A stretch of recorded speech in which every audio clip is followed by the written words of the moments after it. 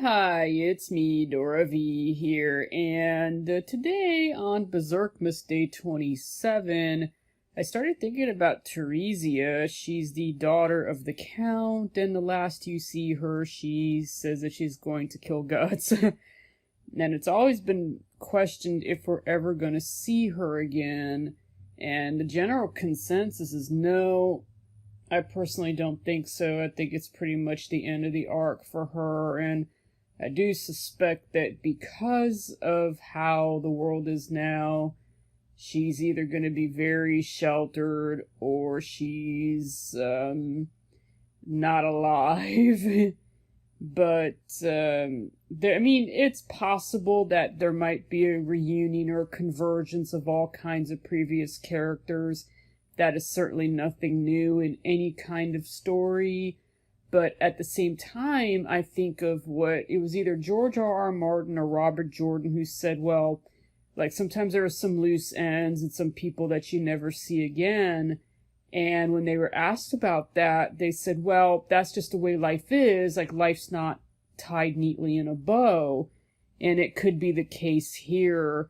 But, I'm so, on the fence. I just don't really know. I guess that's the answer. But I don't think so. I think that her arc ended and you can just make up whatever ending you want with her. And I don't really care about her either way. What happened to her is unfortunate. But I think she's pretty much done.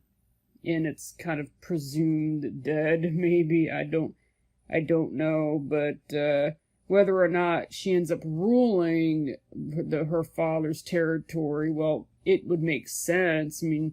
But does it even matter? Does she even have support? Everyone's all going to Griffith. So again, that's why I kind of teeter-totter, because it is possible there might be one huge convergence at Falconia, but on the other, sometimes there will always be loose ends. So I don't know, but what does the tarot think? What do you think, tarot, huh? What do you think about this girl who was last seen in volume 3? Ew. Damn. I'm not liking this. So her past was the Chariot, which is, a lot of people think, including the Mystic Mondays, that, oh yeah, I know you're going fast and you're totally in control, but the only part that's true is that you're in control. This is actually a planning card, and that when you're in your chariot driving, there is a map, you are plotting a course, and then you're just going, but since it's a defensive card, you're going slowly and carefully. So it's not what people might think it is. So I suspect that her past was where she had to be very careful and basically plan things out very carefully, because even though she loved her father, she kind of knew that she had to be careful when dealing with him and just watch it, basically. So that was pretty much her past, was to kind of, she did have Puck, aw. So everything she did was probably very calculated and careful, if she wanted to protect herself. At least that's how I see it. So the present, well, she might be doing just fine. So it's possible that she might be a bit complacent. Eight of Wands basically means you have a very, can do, will do sort of thing. So I think she's trying to do the best she can with what she's got, and that, she's doing a lot of things, and that's hope, speed, and felicity. As it says, she's doing the best she can, and that she's gonna have a can do, will do attitude, and that, the actual tarot is the Eight of Wands flying through the air. Here, she's got her wands and her balloons, and she's basically getting it done. And I suspect that's exactly what Theresia is doing. And some say that, if you're not careful, it can end up ruining you. But I feel like this card's generally a happy card. So I think right now, she has the power, control, ambition, all of these good things, and that she's getting things together. And things seem perfectly fine for her. So she thinks that she's gonna be well, that she's gonna be this countess that everyone that she will be strong and beautiful, and people will love her and respect her, and it'll be great. And it's not gonna last, and I'll show you why. Let's see. Immediate future influences. We got the moon. And the moon is one of those cards that's a bit scary, even though it's really beautiful. Don't care about the story. But yeah, illusions, and I guess there's a very good side to it, like the genius in poetry. But the bad part is that the night is dark and full of terrors. So that's the immediate influence. So I think that her present will be ruined by this moon. Like this, it seems great and wonderful, but it's not trustworthy. But she doesn't know that, and that she, like, yeah. See, there's a lot of good here. Great creativity, powers, visions, and that. Let's see. Their judgment may not be trustworthy, but they will have intuitive flashes that are remarkably accurate. I do think that's very possible in her case, but I think it's just as likely that she'll encounter someone who seems really cool and powerful, and they're totally awesome, but the moon is a false light, so she might also be deceived, and that even if the person is right, probably God Hand, it has to be maybe Ubik, one of those two, Ubik or Conrad, that they'll seem like really cool, and they have all these intuitive, accurate sayings, but they're not trustworthy. And of course, it could be Griffith himself, but I doubt that. Yeah, it's like it has both a good and bad. It's like it straddles between artistic genius and sociopath. Yeah. So yeah, it's roller coaster. And then the traditional card, like, it has like these wolves howling at the moon, but they don't notice the scorpion in the water. And I think that's gonna be something that may very well be an influence on poor Theresia. The intermediate is now even worse. This is the Empress, but she's reversed, which means that everything will be falling apart.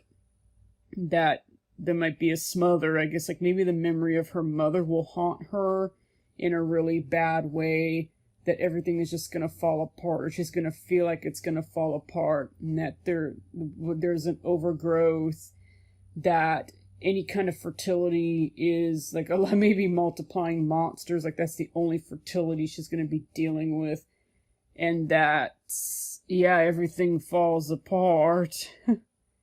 Yeah, so it's definitely not. Yeah, the Empress has it all, but when it's reversed, like, she's no longer has what she wants. That her desires are not there anymore. And that, yeah, everything's just gonna be turned upside down. And that it'll just be ruins. That sucks. And then the long-term future influences is the Page of Cups, but also reversed, which now also not a good thing. I mean, it looks like it's good here, like inclination, but it means deception as well. So I think that even in the future, she will be a victim of deception, and her world will be turned upside down because of it, like that hasn't already happened. But like I said, the present, she thinks everything's great, but because certain members of the God Hand, they're gonna just ruin it all and turn it all upside down. And if God Hand doesn't do it, then I think that Griffith himself will. Like maybe with that little boy, the moon boy. Ugh. But why her? I mean, I know that Femtu was present, but why would he care about Theresia? Does he care? Unless it's just to destroy her because she would not bow before Griffith? I don't know. But I think, yeah, it's going to be another act of deception that just turns her upside down, and it's actually pretty sad. If you see her again, like, that sucks. And then her future is the Ace of Swords. Hello! But the Ace of Swords is also utter garbage reversed. Oh my god. Disastrous results. I mean, maybe she'll have kids, I doubt it. But it's basically just, like, you see, the Ace of Swords upright's actually pretty cool, like great force and conquest and triumph, but in her case, it's just going to be disastrous for her. Like, sure, there'll be conquest and triumph of force, but it won't be benefiting her. It'll be a disaster for her, for sure. That's her future. So hopefully, like, you just never see her again.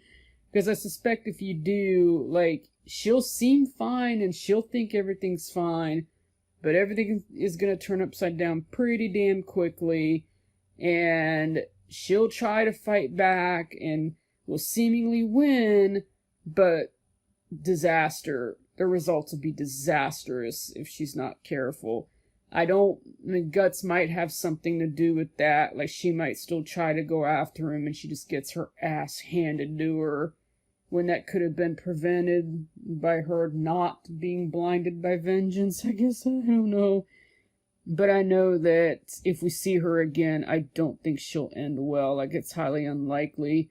I like for her to find peace, and I think she will have it for a time, but because of the God hand and mainly them, like, it'll just turn upside down, and her ending will be a disaster. Sorry. Too bad. That's what the cards are saying. So, and thanks, Conrad and Ubik. No thanks. So, that'll do. See you later. Goodbye.